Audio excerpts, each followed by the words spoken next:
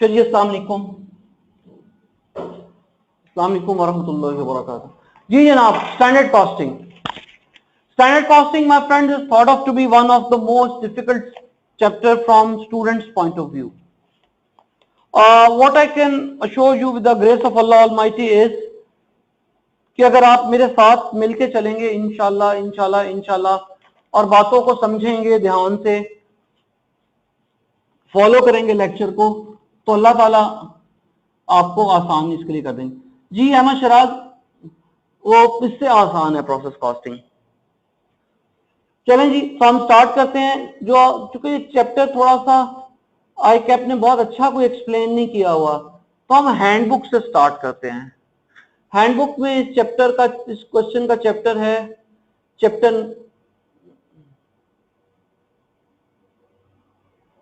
ये लिखा हुआ आपके सामने चैप्टर आई। तो हम इस चैप्टर का आगाज करते हैं स्टैंडर्ड कॉस्टिंग के निजाम से। Standard costing system, what is standard costing system? ठीक है, आप सबके पास हैंडबुक है? हैंडबुक है तो यस लिखें। चलें, अब आप लोग फिजिकली हैंडबुक ओपन कर लें। मैं भी फिजिकली ओपन करता हूं क्योंकि मुझे स्क्रीन यूज करनी है। आप सब लोग फिजिकली हैंडबुक ओपन कर लें। मैंने भी फिजिकली हैंडबुक ओपन कर ली है और मैं हैंडबुक से पढ़ रहा हूं। अच्छा बेटे, यहां पे हैंडबुक पे है answer to question number I1. Answer to question number I1, standard costing system. It says standard costing is the preparation of standard cost and they are used to classify the financial results of a business, particularly by measurement of variations of actual cost from standard cost and for the purpose of maintaining maximum efficiency by executive action. तो ये तो गालिब की शायरी है, मेरे जैसे नालायक को तो समझ नहीं आई। तो इसको आसान करते हैं, अपने लिए आसान करते हैं, स्टैंडर्ड कॉस्टिंग के निजाम को समझते हैं। Standard costing system. तो स्टैंडर्ड कॉस्टिंग सिस्टम का डेफिनेशन पढ़ते हैं। तो फर्स्ट स्टेप है, standard costing is the preparation of standard cost, preparing standards, setting standards, standard set करना, ये स्टैंडर्ड कॉस्टिंग के निजाम का पहला हिस्सा है। Setting standards and they are used to classify the financial results of a business, actual results record करना, recording actuals, actual results record करना,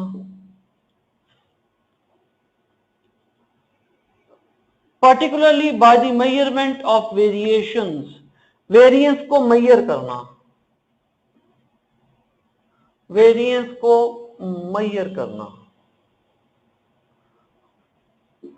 particularly by the measurement of variations of standard cost from actual cost and the analysis of the causes of variations, variance का analysis करना,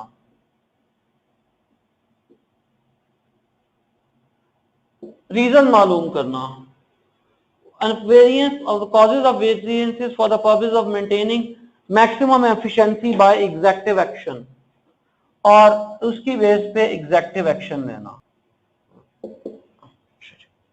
अब हम दोबारा इसको elaborate करते हैं, 10 दफा पढ़ेंगे ताकि हमें बात समझ में आए। तो हमारा पहला काम क्या है? मेरे हाथ में मार्कर है, मैंने स्टैंडर्ड सेट किया, सेटिंग स्टैंडर्ड। एक मार्कर बनाएंगे 50 रुपए का, ये मेरा स्टैंडर्ड था।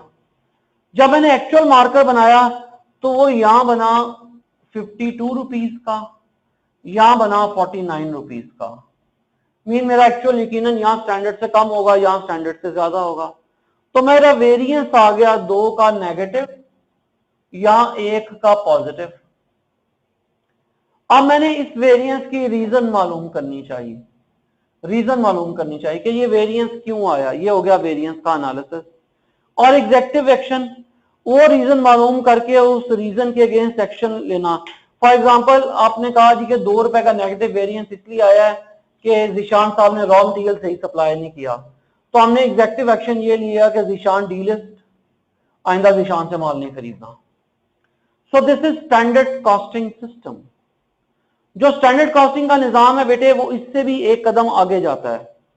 स्टैंडर्ड कॉस्ट जो आपके सिलेबस में तो किसी हद तक नहीं है, लेकिन स्टैंडर्ड कॉस्टिंग का निजाम जो एक कदम आगे जाता है, that is recording of variance.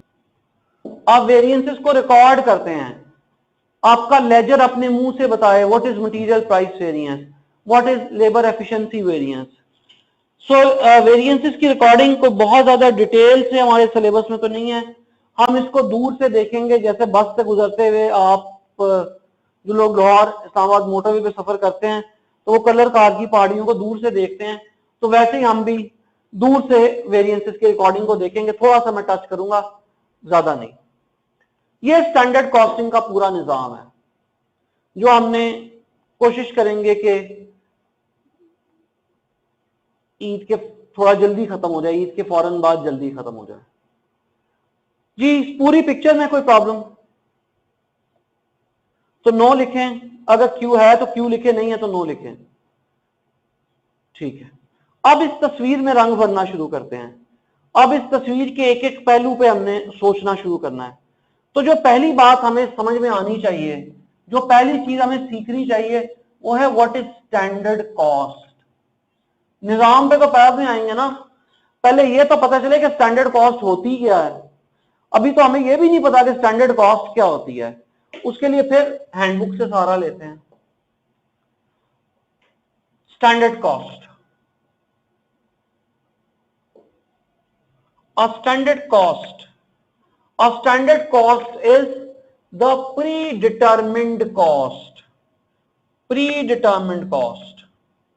of manufacturing a single unit or a number of product units during a specific period, और वो स्पेसिफिक पीरियड भी इमीडिएट फ्यूचर। तो अगर आप गौर फरमाएं तो स्टैंडर्ड कॉस्ट की डेफिनेशन की 5 खूबियां हैं। ये जो हमने यहां पे लिखा था ना कि ये 50 रुपए स्टैंडर्ड कॉस्ट है, तो कैसे पता चलेगा कि ये 50 रुपए स्टैंडर्ड कॉस्ट है? इसकी को खूबियां पता होनी चाहिए। तो ये 50 रुपए की खूबियां देखते हैं। तो standard cost is the predetermined cost. पहली खूबी, मार्कर बनाने से पहले मैंने तय किया कि मैं मार्कर 50 रुपए का बनाऊंगा। ऑफ मैन्युफैक्चरिंग, स्टैंडर्ड कॉस्टिंग का आगाज मैन्युफैक्चरिंग कंसर्न से हुआ। वैसे तो हमारे यहां 3 तरह के बिजनेसेस होते हैं, मैन्युफैक्चरिंग, ट्रेडिंग, सर्विसेज। आगाज मैन्युफैक्चरिंग से हुआ, लेकिन ट्रेडर्स भी यूज करते हैं, सर्विसेज सेक्टर वाले भी यूज करते हैं। बल्कि आज के दौर में जो है उसका स्टैंडर्ड कॉस्टिंग का सबसे बड़ा यूजर सर्विसेज सेक्टर है। लेकिन सर्विसेज की स्टैंडर्ड कॉस्टिंग करने में कोई एग्जाम चैलेंज नहीं है। और जैसे अभी थोड़ी देर पहले वर्ड यूज हुआ था, एग्जामिनर ने तो हमें ट्रैप करना है, तो फिर एग्जामिनर हमसे जो सवाल पूछेगा वो सवाल होगा मैन्युफैक्चरिंग कंसर्न के बारे में।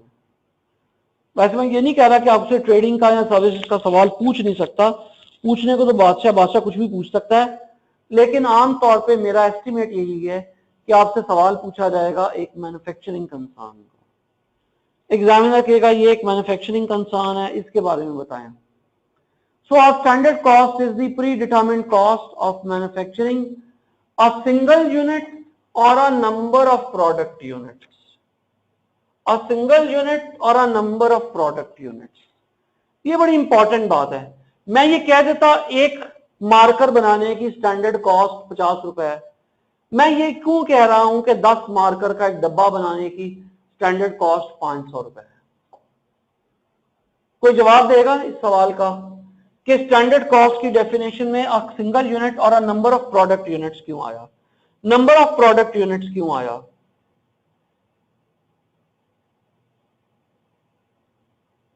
Wrong answer, cost unit. शाबाश, हसन का बहुत अच्छा जवाब है। कॉस्ट यूनिट की डेफिनेशन को कवर किया गया है। कॉस्ट यूनिट क्या होता है पहले मैं समझा दूं, ये ना हो कि मैं यूसुफ अलैहिस्सलाम की दास्तान सुना दूं, एंड में ताहिर पूछे कि जुलेखा कौन थी।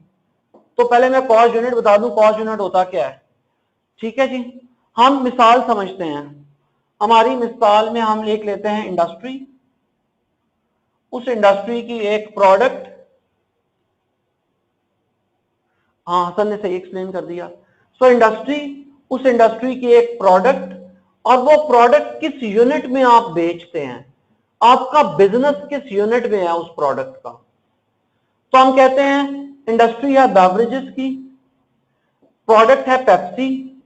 हम जो बेचते हैं एक 250 ml की बोतल भी बेचते हैं जो कि रिटर्नेबल होती है, हम 300 ml की बोतल भी बेचते हैं, हम 500 ml की बोतल भी बेचते हैं, हम 1 लीटर की बोतल भी बेचते हैं, हम 1.5 लीटर की बोतल भी बेचते हैं, हम 2.25 लीटर की बोतल भी बेचते हैं, हम 1.5 लीटर की बोतलों का 6 का क्रेट भी बेचते हैं, हम 250 ml की बोतलों का 24 का क्रेट भी बेचते हैं।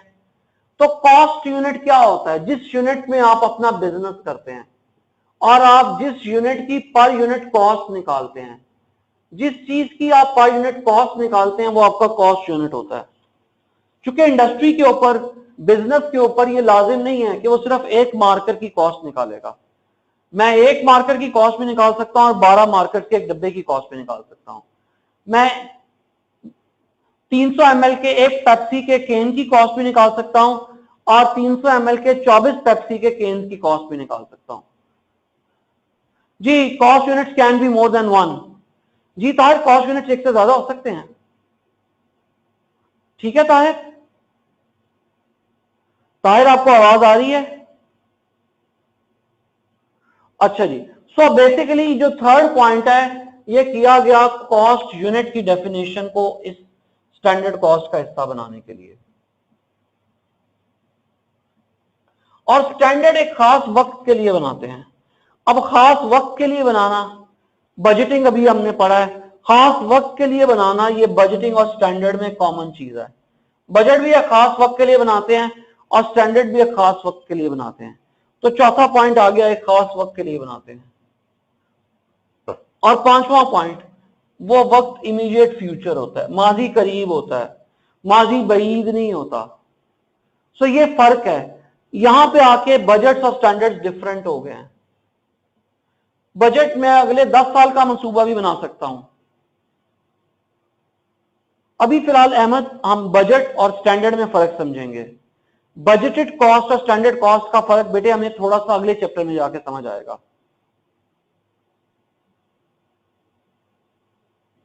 ठीक है श्री शिराज, अभी हम सिर्फ किसमें फर्क समझ रहे हैं, बजट में और स्टैंडर्ड में।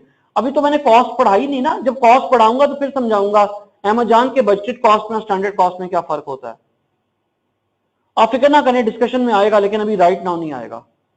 ठीक है अहमद, अभी तो मैं बजट और स्टैंडर्ड में फर्क बता रहा हूं कि एक खास वक्त के लिए होना ये बजट और स्टैंडर्ड के अंदर कॉमन चीज है, और स्टैंडर्ड हमेशा इमीडिएट फ्यूचर का होता है। बजट तो मैं अपने पोते की शादी पे क्या करूंगा उसका बजट आज मैं ख्वाब से देख सकता हूं।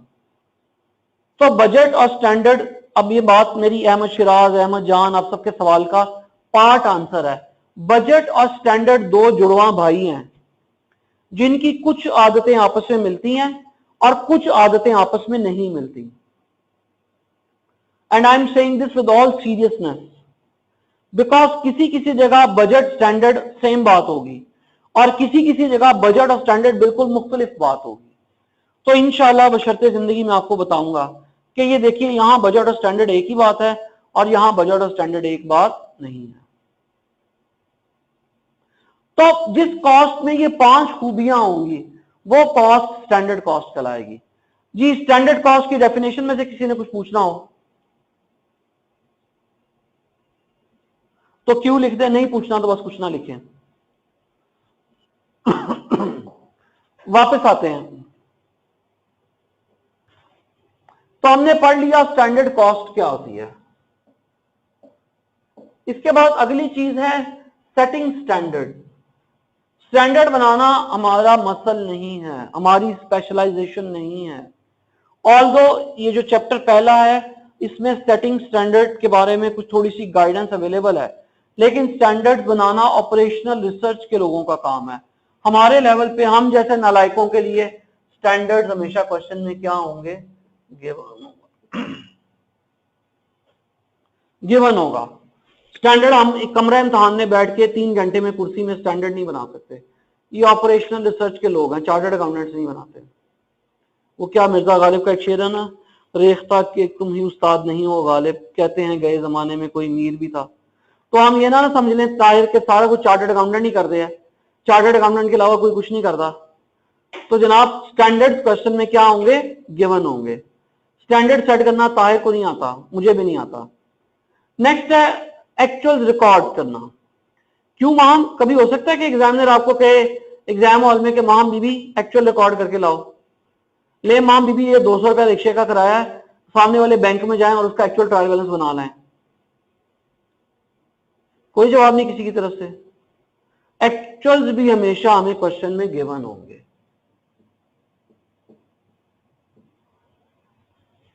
एक्चुअल्स भी हमेशा क्वेश्चन में हमें गिवन होंगे। तो पहली दो बातें तो गिवन हो गई। तीसरी बात वेरिएंस, वेरिएंस को मेजर करना, यह हमें आना चाहिए। और अगर आप मुझसे पूछें कि हमारा असल सिलेबस क्या है, तो हमारा असल सिलेबस है वेरिएंस का एनालिसिस। ये हमारा असल सिलेबस है। सारा 1.5-2 हफ्ते जो हमें लगेंगे वो वेरिएंस के एनालिसिस पे लगेंगे। वेरिएंस को एनालाइज कैसे करना है, this is important for us. उस वेरिएंस को एनालाइज करके उसकी बेस पे एग्जेक्टिव एक्शन क्या लेना है, ये भी हमारे सिलेबस का हिस्सा नहीं है। और वेरिएंसेस को रिकॉर्ड जनरल लेजर में कैसे करते हैं, ये भी हम पार्शियली करेंगे, थोड़ा सा, बस ऐसे ही पार्शियल करेंगे, ऐसे ही थोड़ा थोड़ा करेंगे, कंप्लीट बात नहीं करेंगे। जी अहमद, मुझे आपके सवाल की समझ नहीं आई। अहमद, मुझे आपके सवाल की समझ नहीं आई। हाँ यार, वेरिएंस एनालिसिस का अलग चैप्टर मैं पढ़ा नहीं रहा, लेकिन ये दोनों चैप्टर्स का ओवरव्यू दे रहा हूं। अहमद नहीं, वो चैप्टर लहदा करेंगे, पहले बेटा सिर्फ ये वाला चैप्टर करेंगे। ताहिर ये चीजें, आप लोग इन बातों के बारे में बेटा क्यों परेशान हो रहे हैं? जो बातें पढ़ रहे हैं आप लोग उससे डी ट्रैक हो रहे हैं। अहमद भी डी ट्रैक हो रहा है, आप भी डी ट्रैक हो रहे हैं। हौसला करो यार, ये चीजें मुझे सोचने देना, मैं आपको बताऊंगा। जब मैं चैप्टर खत्म कर लूंगा तो फिर आप मुझे ये तरह की टेक्निकल इवैल्यूएशन कीजिएगा। अभी आहिस्ता आहिस्ता साथ चलो बेटा। आईकैप ने भी सोच समझ के कुछ बनाया है, मैं भी थोड़ा सा कुछ उसके मुताबिक ये पढ़ाऊंगा, परेशान ना हो, ठीक है? अच्छा जी, हम वापस आते हैं। स्टैंडर्ड कॉस्टिंग सिस्टम हमने बात की थी, 5 स्टेप्स हैं। Setting standard, recording actuals, variance की मेजरमेंट और वेरिएंस की कंप्यूटेशन और रिकॉर्डिंग ऑफ वेरिएंसेस। अब मैं जो आपको बात करने लगा था कि स्टैंडर्ड कॉस्टिंग का चैप्टर मुश्किल क्यों लगता है, या आप यूं समझ लें कि एक ड्रामा है जिसकी 6 किस्तें हैं और हमारे सिलेबस में सिर्फ किस्त नंबर 3 और 4 शामिल है। हीरो हीरोइन पैदा किस मुल्क में हुए थे हमें कुछ नहीं पता, और आगे जाके उन्होंने मरना कहाँ है ये भी नहीं है, तो बस हमें ये पता है कि दरमियान में वो ड्रामा कुछ है। तो स्टैंडर्ड कॉस्टिंग स्टूडेंट्स के एंगल पे इसलिए भी मुश्किल चैप्टर लगता है कि इसके अंदर सिर्फ स्टेप 3 और स्टेप 4 हमारे सिलेबस का हिस्सा है, बाकी हमारा सिलेबस नहीं है। और जैसा अभी अहमद जान साहब ने हाईलाइट किया था, ये वर्ड भी प्रॉपर्ली अगले चैप्टर में एक्सप्लेन होगा, लेकिन हम इस चैप्टर में भी इसका कुछ ना कुछ करेंगे, आप लोग परेशान ना हो। मैंने आज के दिन में मेरा ऑब्जेक्टिव सिर्फ इस टॉपिक का ओवरव्यू देना था। मैंने ना तो अभी आपको वेरिएंस की डेफिनेशन पढ़ाई है, स्टैंडर्ड कॉस्ट की भी डेफिनेशन सिर्फ मैंने इसलिए पढ़ानी पड़ी कि वो आईकैप ने स्टडी टेक्स्ट में नहीं दी हुई। इस तरह स्टैंडर्ड कॉस्टिंग की डेफिनेशन भी मुझे मजबूरन इसलिए पढ़ानी पड़ी कि वो आईकैप ने स्टडी टेक्स्ट में नहीं दी हुई। आई विश कि ये जो इस तक बोर्ड पे ये ओवरव्यू लिखा हुआ है 6 स्टेप्स, ये आपके दिमाग में इसी तरह पेस्ट हो जाए। ठीक है बेटा, हम मैं ये सिर्फ बातें ताहिर फिर करूंगा दोबारा, कल के लेक्चर में फिर दोबारा ये बातें करूंगा रिवाइज करने के लिए। जी यहां तक जो पढ़ा है इसमें किसी दोस्त ने कुछ पूछना हो तो क्यों लिख दें, नहीं पूछना तो नो लिख दें। जी सब लोग जवाब दें बेटा। चलें ठीक है बेटे, इससे आगे जो बात है ना वो थोड़ी सी लंबी बात है, और क्लास का टाइम ओवर हो गया और regular class for good reason 2 दिन नहीं हुई। आज मैं रेगुलर क्लास वालों से बातें करना चाहता हूँ, आज स्पेशल क्लास वालों से बातें करना चाहता हूँ। तो रेगुलर क्लास का आज का कोई होमवर्क नहीं है। रेगुलर क्लास का होमवर्क यही है कि आप पिछला चैप्टर बजटिंग का रिवाइज करें और उसके अंदर जो प्रॉब्लम थी उसको ठीक करें। जो आज आपको स्टैंडर्ड कॉस्टिंग के बारे में थोड़ी सी बातें बताई हैं वो करें। बजटिंग पे मैंने नहीं पूछा और आप में से भी किसी ने नहीं पूछा, लेकिन मैं एज अ टीचर अपनी जिम्मेदारी समझते हुए हाईलाइट कर देता हूं कि मैंने आप लोगों को बताया था कि एक सवाल बड़ा इंपॉर्टेंट है और मैं उम्मीद करता हूं कि आप लोगों ने सवाल किया होगा। मैं दोबारा बोर्ड पे स्क्रीन पे खोल के दिखा देता हूं आपको। वो जो क्वेश्चन मैंने आप सबसे कहा था कंपल्सरीली करना है वो H10 है, शिफा हॉस्पिटल। ये जो सवाल H10 स्क्रीन पे है ये किस किस दोस्त ने किया हुआ है? जिसने किया हुआ है वो यस लिख दे, बाकी चुप रहे। अहमद जान ने किया है और अहमद जान को अल्लाह ताला जिंदगी दे, वो सारे सवाल कर लेते। ताज साहब ने भी किया है फॉर गुड रीजन। और जी बस, तो बाकी तमाम दोस्तों से सजेशन है कि वो आज इस सवाल को करें। स्टैंडर्ड कॉस्टिंग इस सवाल को समझे बगैर मुश्किल है समझ में आना। फ्लेक्सिबल बजट, फ्लेक्स्ड बजट, ये कॉन्सेप्ट हमें होने चाहिए। चलें जनाब, फिर मेरी तरफ से रेगुलर क्लास के स्टूडेंट्स को अस्सलाम वालेकुम एंड अल्लाह हाफिज। और मैं स्पेशल क्लास के स्टूडेंट्स के 1-2 मिनट पॉज के बाद क्लास शुरू करता हूं। स्पेशल क्लास के स्टूडेंट्स की किसी ने कुछ पूछना हो तो क्यों लिख सकता है। चलिए, अस्सलाम वालेकुम, welcome Mohammad Waqas, Tahir, Zeeshan, Kazmi, Fazal, Ahmad Shiraz in this special class जिसके अंदर हम चैप्टर कवर कर रहे हैं FOH का। बेटे आप लोगों ने 2 सवाल करके आने थे। ये क्वेश्चन 3.1 आपके सामने स्क्रीन पे है। किस किस ने किया है जी? ताज साहब ने किया है, वकास साहब ने किया है और अहमद शिराज साहब ने किया है। बस 3 लोगों ने किया है। अच्छा जी, जिन्होंने किया उन्होंने इसमें कोई प्रॉब्लम पूछनी हो तो क्यों लिख दें, नहीं तो नो लिख दें। वो कहते हैं company makes 2 products, product X and Y। Each product is processed through 2 cost centres CC1 and CC2। The following budgeted data is available, allocated and apportioned overhead. CC1 के इतने, CC2 के इतने, डायरेक्ट लेबर आवर्स इतने, दी budgeted production. ये जब उसने कहा है एलोकेटेड एंड अपोर्शनड ओवरहेड, इस जुमले से क्या मुराद है? What is allocated and apportioned overheads? What does this mean? कोई जवाब नहीं किसी के पास बेटा। एलोकेटेड और पोर्शन का क्या वर्ड है? इसका मतलब यह है कि आपको बिलाल साहब ने पढ़ाया होगा departmentalisation is a 2 steps approach. तो आपने दोनों स्टेप कर लिए हैं और उसके बाद बेस बना दिए और इनके यूनिट्स भी दे दिए हैं। तो अब आप क्या निकालेंगे? ओवरहेड एब्जॉर्प्शन रेट, और इस बेस की बेस पे प्रोडक्ट्स को एब्जॉर्ब कर देंगे। तो ओवरहेड एब्जॉर्प्शन रेट निकालने के लिए एलोकेटेड एंड अपोर्शनड कॉस्ट लेंगे, उसको नंबर ऑफ यूनिट से डिवाइड कर देंगे तो वो आपका ओवरहेड एब्जॉर्प्शन रेट आ जाएगा। जी बेटा, किसी को इस पे कोई प्रॉब्लम? 3.1 में प्रॉब्लम तो क्यों लिखे? अब भाई ये 3.2 किस किस ने अटेम्प्ट करने की कोशिश की थी? चलें जी, अच्छी बात है। इसमें कोई प्रॉब्लम? इस सवाल में क्या एक चीज नॉन प्रैक्टिकल है? प्रैक्टिकल लाइफ में वो चीज पॉसिबल नहीं है, लेकिन इस सवाल में है। जी बेटा, कोई जवाब नहीं किसी की तरफ से। इस सवाल में तीनों ही प्रोडक्शन डिपार्टमेंट्स हैं, कोई सर्विस डिपार्टमेंट नहीं है। प्रैक्टिकल लाइफ में कोई ऐसी एंटिटी नहीं हो सकती जिसमें सिर्फ प्रोडक्शन डिपार्टमेंट हो, सर्विस डिपार्टमेंट्स ना हो। क्वेश्चन 3.3 जो है ये एग्जामिनर ने कहा है रिपीटेड डिस्ट्रीब्यूशन से भी करना है और साइमल्टेनियस इक्वेशन से भी करना है। मैं ये चाहता हूं कि हम सब लोग ये सवाल साइमल्टेनियस इक्वेशन से करें। क्या आप लोग इक्वेशंस बनाएंगे? यहां चैट बॉक्स में ना लिखिएगा, जो इक्वेशन बना ले वो डन बोल दे, डन लिख दे। जी बेटा, कोई जवाब नहीं आ रहा किसी की तरफ से। इक्वेशन नहीं बनानी आती तो मुझे बताएं, मैं बनानी बता दूं। किस किस को इक्वेशन बनानी आती है वो इक्वेशन लिखे। अस्सलाम वालेकुम बेटे, कहाँ हैं आप लोग? कोई जवाब नहीं दे रहा। अच्छा चलें, वो चैट बॉक्स रुका हुआ था। ठीक है जी, इक्वेशंस मैं आपके सामने बना देता हूं। हाँ काजमी, लेकिन मेरे पास चैट बॉक्स चल नहीं रहा था बेटे, अब चल रहा है। बन गई इक्वेशंस? चलें ठीक है जी। तो अब मैं आपके सामने इक्वेशंस बनाता हूं, मेरे साथ मैच करिएगा। हम कहेंगे कैंटीन के ओवरहेड्स बराबर होंगे, कैंटीन के ओवरहेड बराबर होंगे डैश मीन उसके अपने 78,000 प्लस 20% ऑफ बॉयलर, और बॉयलर हाउस के ओवरहेड बराबर होंगे 10% कैंटीन प्लस उसके अपने 100,000। जी किस किस ने इक्वेशन सही बनाई है? अहमद शिराज ने सही बनाई है, वकास ने, गलत किसी ने बनाई है तो बताएं। चलें अच्छी बात है, आप सबको इक्वेशन बनानी आती है। बस ठीक है, अगर इक्वेशन बनानी आती है तो बेशक ये सवाल भी होमवर्क में ना करें, कोई टेंशन वाली बात नहीं है।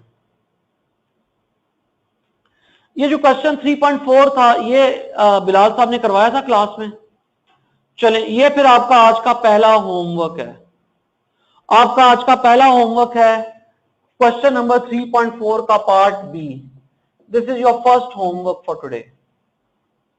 3.5 देखने में बहुत लंबा सवाल लग रहा है लेकिन हकीकत में इतना लंबा सवाल नहीं है। मैं 3.5 पे बाद में आता हूं। 3.6 आसान सवाल है, कर लें तो अच्छी बात है, नहीं करें तो कोई टेंशन नहीं है। 3.7 पे बाद में आता हूं। 3.8 क्यों जी, ये 3.8 क्लास में किया था। चलें ये बेटा आपका फिर दूसरा होमवर्क है आज का। आप लोगों ने आज करके लाना है 3.8 और 3.4। ये दो सवाल आप लोगों ने करके लाने हैं। कल हम इनके ऊपर डिस्कशन करेंगे और इससे आगे जो बाकी सवाल रहते हैं वो करेंगे। सो याद रखिएगा, ताहिर साहब, जिशान साहब, वकास साहब, काजी साहब के हमारे दो होमवर्क्स हैं। 3.4 जिशान टेक्सटाइल और दूसरा होमवर्क है 3.8 एसएन एंटरप्राइजेस। ये दो सवाल आप लोग करके आएंगे। चलिए अच्छी बात है ताहिर, ठीक है। किसी ने कुछ पूछना है तो क्यों लिख दे, अदरवाइज मेरी तरफ से अस्सलाम वालेकुम एंड अल्लाह हाफिज। कल इंशाल्लाह बशर्ते जिंदगी मुलाकात होगी। जी काजी साहब क्वेश्चन लिखिए बेटा। जी काजी मैं आपका माइक ऑन कर रहा हूं बेटा। अल्लाह हाफिज वकास। काजी बेटा मैंने अपनी तरफ से आपका माइक ऑन किया हुआ, आपकी तरफ से कोई प्रॉब्लम आ रही है। अल्लाह हाफिज निशान। जी अस्सलाम वालेकुम। जी काजी। हाँ जी अब आ रही बेटा। सर G4 है ये ऑटम 14 का। ऑटम 14 का G4 हैंडबुक का मुझे खोल। जी बेटा मॉडर्न वर्कशॉप बताइए। इसकी लास्ट 3 एंट्रीज आपने उसमें आई कैप में कॉपी है उसी तरह हुई है, लेकिन इसकी एंट्रीज की समझ नहीं आ रही। आपने इसके वो डायरेक्ट कैलकुलेशंस की है, वो फिनिश गुड्स को ट्रांसफर हुई है, तो उसकी एंट्रीज की समझ नहीं आ रही कैसे से ट्रांसफर हुई है। आपने इसकी कैलकुलेशन कोई, क्योंकि ये प्रोसेस है, प्रोसेस के थ्रू करें उस तरीके से इसकी अमाउंट निकल आ सकती है फिर उसकी फिनिश गुड्स की। लास्ट एंट्री 7 एंट्री G4 का सॉल्यूशन की लास्ट है। अच्छा मैं G4 का सॉल्यूशन भी खोल लेता हूँ। जी ताहिर ये G4 है, काजी ये G4 है और ये सॉल्यूशन की लास्ट एंट्री, ये जो finish good debit of working process yes sir, ये ट्रांसफर किया हुआ है। अगर इसका प्रोसेस अकाउंट बनाओ तो उस तरीके से इसकी डिफरेंस आता है, क्योंकि जो इसमें ट्रांसफर हुए हैं वो 2000 यूनिट्स हैं। उसमें अगर प्रोसेस अकाउंट के थ्रू बनाओ तो आप बना के ना मुझे कॉपी व्हाट्सएप कर दीजिएगा, मैं देख के आपको जवाब। ठीक है सर, जो समझ सर। और सर इसके 5, 6 और 7 की सर अगर हो सके तो सरकार ने इसका बता देंगे। 5 का भी 5000 जो 550 में हुआ है वो आप उसी पे हाईलाइट कर दीजिएगा उस पेज पे, ठीक है। ठीक है सर, थैंक यू सर। और सर एक और क्वेश्चन है process cost yes KS limited. इसमें सर अब नॉर्मल लॉस के आपने एक स्टेटमेंट बताइए जिसके ऊपर आपने नोट भी दिया हुआ है हैंडबुक के ऊपर। हाँ जी सर ये जो 5% लिया है ये हमने एट द एंड जाके यानी कि 118,000 यानी कि उसका लिया हुआ है। हम इनपुट का नहीं ले सकते या इसका इसमें इसने मेंशन भी किया है कि एट द एंड जाके एक्सपेक्टेड लॉस का पता चलता है। तो हम लॉस की परसेंटेज कहाँ पे बना कि लॉस कितना परसेंटेज है? सर कहीं भी नहीं दिया और eight the end of process 5% होता है। जब लॉस परसेंटेज गिवन होगी तो हम इनपुट पे लॉस लेंगे। क्वेश्चन साइलेंट होगा तो हमेशा इनपुट का लॉस लेंगे। अब ये expected loss are identified at the time of inspection will take at the end of process. उसका इस चीज से कोई ताल्लुक नहीं है। आपने हमेशा फिर आपने जी सर इसका 120 का लेना है। मैं आंसर खोल लेता हूँ। सर 120 का नहीं लिया हुआ, इसका आपने वो एक हिंट का दिया हुआ है जो आपकी हैंडबुक में, 120 का नहीं लिया हुआ। बेटा वो 120 का इसलिए लेना कि ये बात मैंने कल पढ़ाई थी, यहाँ आगे पढ़ा दूंगा। क्लोजिंग वर्क इन प्रोसेस और opening work in process exist कर रहा है। ये आप ना सवाल कल काजमी सबके सामने पूछेगा, ये सब इम्पोर्टेंट बात है। ठीक है सर, मैं इसका कल पूछूंगा। ठीक है, ओके। Thank you sir.